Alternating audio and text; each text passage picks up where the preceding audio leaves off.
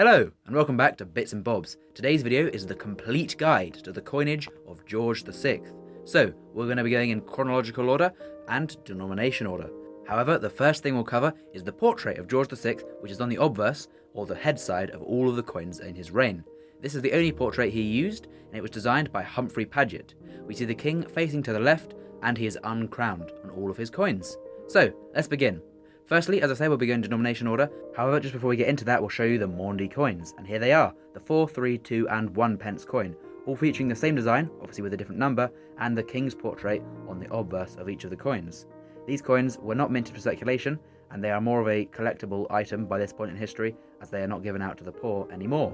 Now then, starting off with the farthing, here we see the design. The obverse, as expected, features the portrait of George VI, and the reverse features this, the portrait of the wren.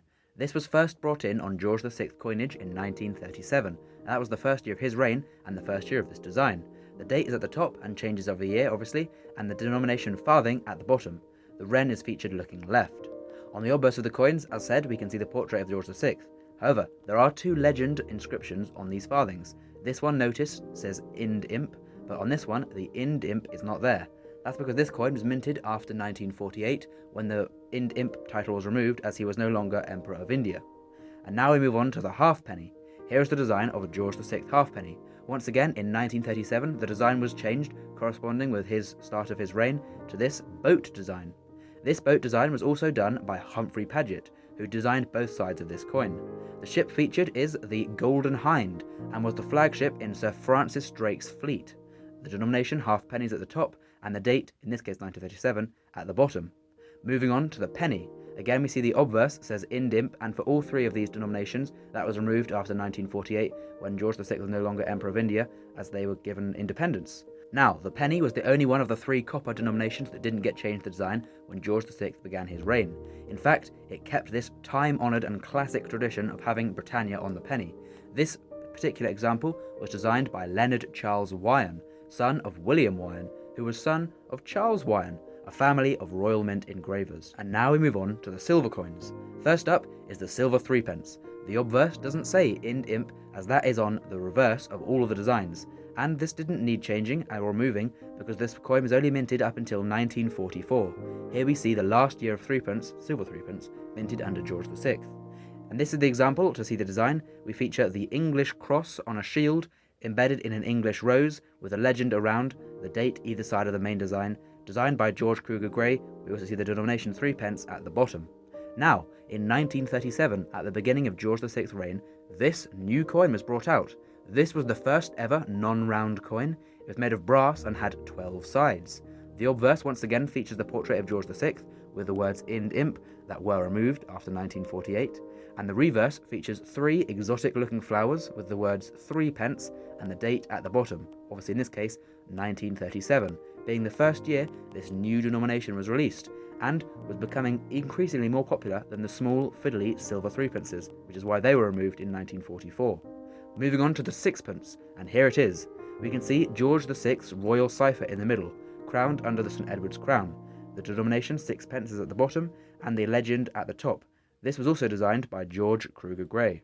However, the design would have to be changed because the Ind Imp was on there. So rather than just removing it, the sixpence got a whole new redesign, with now another royal cipher of George VI, still crowned with a smaller crown this time, the date either side again, and the Ind Imp omitted from the reverse, as I said, he was no longer Emperor of India. The designs on the obverses of all of the silver coins remain the same, which is this, the portrait of George VI, and as it doesn't say Ind Imp, there was no design changes throughout his whole reign. Moving now on to the shilling, and here is the first issue shilling. Again, you can see the Ind Imp on the design, which is why it would have to change.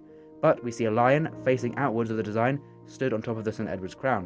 In 1937, the first ever Scottish shilling was issued. They were still struck in London at the Royal Mint, but featured a new design with the Scottish flag and thistle on the design, as well as the lion in a different position on the crown, holding a sword and sceptre. For the rest of the shilling's life, there were always two types, the English and the Scottish design. Here we see the English design after the Ind Imp has been omitted. The English roses either side of the words 1 shilling have also been removed. And here is the Scottish version after the Ind Imp has been removed. There is no other design changes other than the words Ind Imp being omitted from the reverse. Now we move on to the 2 shilling or florin coin, and here is the first coin. yet again by George Kruger Gray, who designed almost every coin for George VI's reign. Again, Ind Imp is on the reverse, and this was removed, along with the initials of George Kruger Gray. I don't know why that was, but he still designed the design as it is the same, just without the Ind Imp on the coin from 1949, 50 and 51 on these coins. Now on to the half crown. The half crown was once again designed by George Kruger Gray, and his initials, KG, can be seen under the shield. Now look there, and they're gone, as well as the Ind Imp being omitted. For some reason, when the Ind Imp was removed, which of course made sense, his initials of the designer were also removed, and this didn't make as much sense. Now on to the crown. Here we see the coronation crown of George VI. Only minted in 1937, as that was his only coronation, this design was released into circulation as a commemoration of his coronation as king. This is the obverse of the second crown minted under the reign of George VI. The legend is slightly different to any other coins, and at the bottom it has the denomination 5 shillings, which is a crown denomination at the bottom. On the reverse we see the design classically now known as the Benedetto Pestrucci George and the Dragon design, with the date 1951 being under this coin, as that's when it was struck, to commemorate the Festival of Britain. In 1937 the half, full, double and 5 sovereign were struck, only 5,001 were made, and this was to mark the coronation of George VI. This was the only time sovereigns or any gold coins were struck under the reign of George VI, as by this point they didn't circulate. So that is all the George VI coinage. Comment down below your favourite George VI coin, please do subscribe, thank you for watching, and we'll see you next time on Bits and Bobs. Bye!